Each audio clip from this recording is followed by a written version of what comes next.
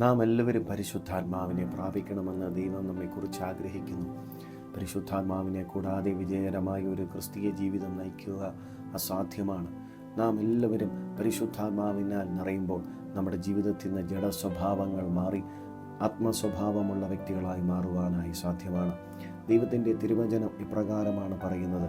റോമർക്കെഴുതിയ ലേഖനം 8-ാം അധ്യായം 9-ാമത്തെ വാക്യം, നിങ്ങളോ ദൈവത്തിൻ്റെ ആത്മാവ് നിങ്ങളിൽ വസിക്കുന്നു എന്ന് വരികിൽ ജഡസ്വഭാവമുള്ളവരല്ല, ആത്മസ്വഭാവമുള്ളവരത്രേ.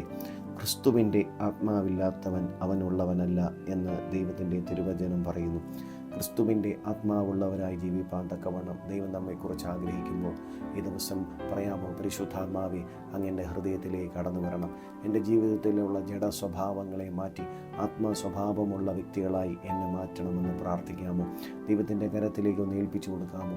പരിശുദ്ധാത്മാവ് നിൻ്റെ ജീവിതത്തിൽ കടന്നു വരുമ്പോൾ നിൻ്റെ ജീവിതത്തിൻ്റെ അവസ്ഥകൾ മാറും. ദൈവിക സമാധാനം കൊണ്ട് നിറയ്ക്കും, സ്വസ്ഥത കൊണ്ട് നിറയ്ക്കും. ദൈവം നിന്നെ അനുഗ്രഹിക്കുകയും ദൈവം നിന്നെ മാനിക്കുകയും ദൈവം നിന്നെ ഉയർച്ച തന്ന് നിന്നെ വിടുവിക്കുകയും ചെയ്യും. ഈ നല്ല ദിവസം അപ്രകാരം ദൈവം നിന്നെ വിടുവിച്ച് പുറത്തു കൊണ്ടുവരും. ധൈര്യത്തോടായിരിക്കുക. God bless U.